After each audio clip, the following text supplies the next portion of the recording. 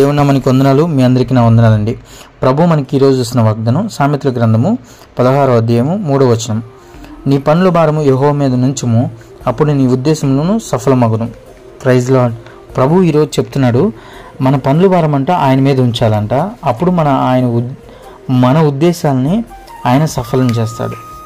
ఎంత గొప్ప దేవుడు అండి. దేవుడు ఈరోజు ఈ వాగ్దానాన్ని బట్టి మనం చేత పట్టుకొని ప్రార్థన చేద్దామా? ప్రభా, నా పనుల భారం నీ మీద ఇస్తున్నాను ప్రభా. రోజు మార్నింగ్ లేచిన దగ్గర నుంచి ప్రభా పడుకునేంత వరకు ఎంతో ప్రయాసపడుతున్నా. ఆడవాళ్ళు అయితే ఇంట్లో ఎంతగానో ప్రయాసపడతారు, కుటుంబం గురించి ఆలోచించి ఎంతగానో ప్రయాసపడతారు. అత్తామామను చూసుకోవడం, పిల్లలను చూసుకోవడం, భర్తను చూసుకోవడం, కుటుంబాన్ని అంతా చక్కదిద్దుకోవడం, చక్కబెట్టుకోవడం ఎంతగానో ప్రయాసపడుతూ ఉంటారు. మగవారైతే బయటికి వెళ్ళి ఉద్యోగంలో ఎంతగానో ప్రయాసపడుతూ ఉంటారు. బాసులతో ఎంతగానో మాట్లాడుతూ ప్రయాసపడుతూ ఉంటారు. ఇప్పుడు మన పనుల భారాన్ని మనము ఆయన మీద వేయాలంట. అంటే ఈ పనుల భారం ఏమంటున్నాడంటావా దేవుడు?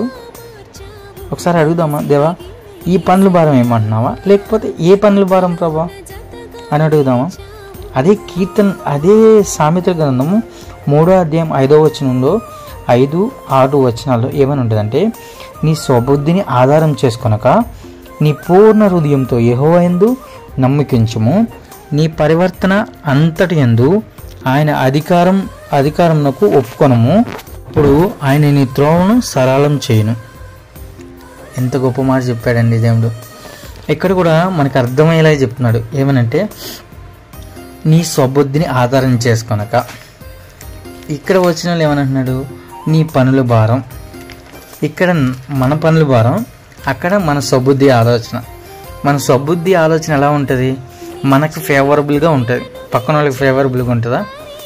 ఏదైనా సరే, నేను సుఖంగా ఉండాలి, సుఖంగా నిద్రించాలి, నేను హ్యాపీగా ఉండాలి, నేను సంతోషంగా ఉండాలి, నేను నా నా నా నా నా అనుకుంటూ ఉంటాం. అవునా?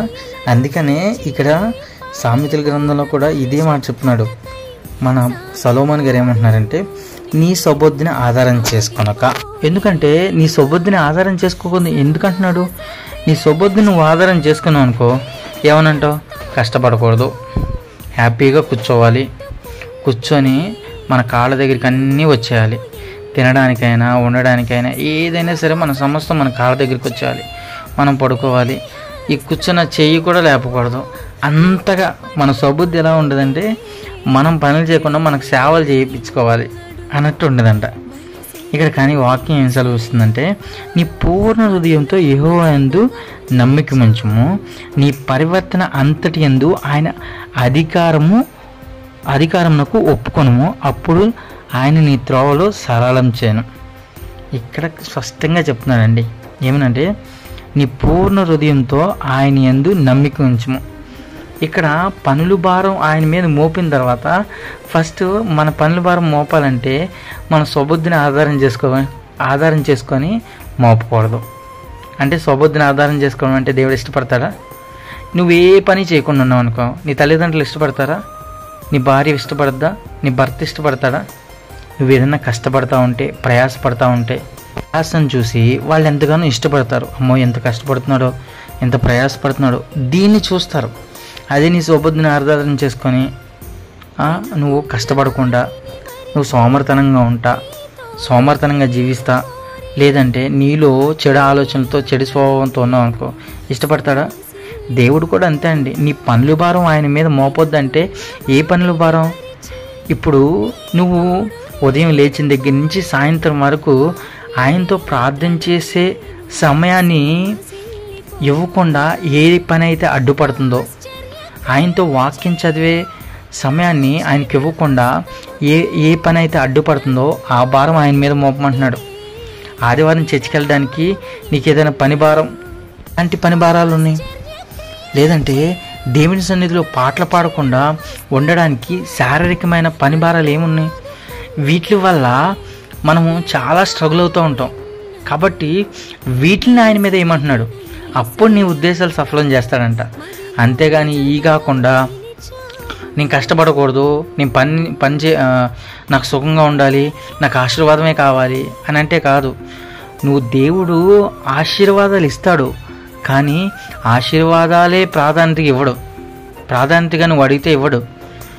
శోధనలు ఇస్తాడు, శోధనలను తప్పించే తీసేసే అంటే ఇవ్వడు. వాటిని ఎదుర్కొనే శక్తిని అని అడగాలి. దేవుని దగ్గర నువ్వు ఎలాంటి అడగాలంటే, నీ పనులు భారం మోపమంటే స్వబుద్ధిని ఆధారం చేసుకున్న పనులు కాదు, నీ స్వబుద్ధికి అనుకూలంగా ఉండే పనులు కాదు, నీ కుటుంబానికి అనుకూలంగా ఉండే పనులు కాదు, దేవుని పనికి ఆటంకం కలిగించే ఏ పని అయితే ఉందో, ఏ పని అయితే నీకు భారంగా ఉందో, నువ్వు తీసుకోలేకపోతున్నావో అది దేవుడు తీస్తాడు. అప్పుడు నీ ఉద్దేశాలు సఫలం చేస్తాడు. అర్థమైందా? నువ్వు దేవుని సన్నిధికి వెళ్ళకుండా, ఆదివారం చర్చికి వెళ్ళకుండా నువ్వు పని చేసుకుంటున్నావా, డ్యూటీకి వెళ్తున్నావా అంటే ఆదివారమే నీకు ఫంక్షన్లు ఏమైనా వస్తున్నాయా, లేదంటే దేవుని సన్నిధి కంటే లోకంగా ఎక్కువగానే నీకు ఆ పనులు వస్తున్నాయా? వాటిల్లో దేవుడు తీసేస్తాడు. వాటి నుంచి నువ్వు తప్పించుకుంటే, వాటి నుంచి నీకు దేవుడు ఏం చేస్తాడు తెలుసా?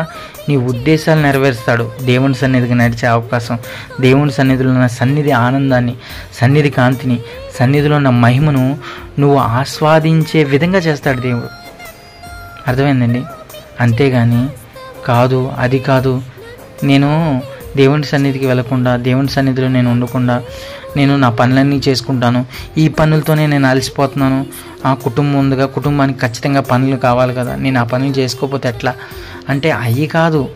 దేవుని సన్నిధికి, దేవునికి ఆటంకపరిచే ఏ పనులు అయితే ఉన్నాయో ఆ పనులంట ఆయన మీద మోపము. ఖచ్చితంగా ఆయన నీకు నీ త్రోవలను సరళం చేయడమే కాకుండా నీ ఉద్దేశాలని సఫలం చేస్తాడు. సఫలం చేయాలనుకున్న దేవుడు నమ్మదగిన వాడండి. విస్తారమైన పనులు పెట్టుకుంది మార్త. ఆయన వచ్చాడని ఏదేదో పనులు పెట్టుకుంది. మరియ ఉత్తమమైనది ఎన్నుకుంది. కాబట్టి ఉత్తమమైనది ఎప్పుడు తీసివేయబడదు. కాబట్టి దేవుడు ఈరోజు ఆ ఉత్తమమైన పని ఎన్నుకునే వారంగా మనం అందరం ముందుగాక. అట్టి కృప దేవుడు మనందరికీ దయచేయను గాక. ఆమేన్.